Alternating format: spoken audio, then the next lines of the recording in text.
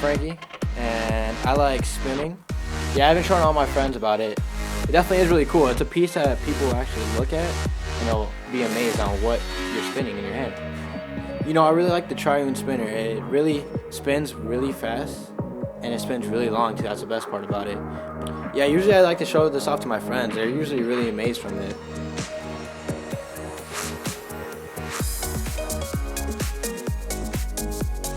The thing about this Triune spinner, it's actually really durable. I've dropped it a few times and it actually really kept up well. There's no damage to it. The plastic is really nice and it spins really well. So, you know, that's a win-win in my book. I really like to finesse the tricks with it too. Boom, finesse. My name is Frankie and this is why I spin.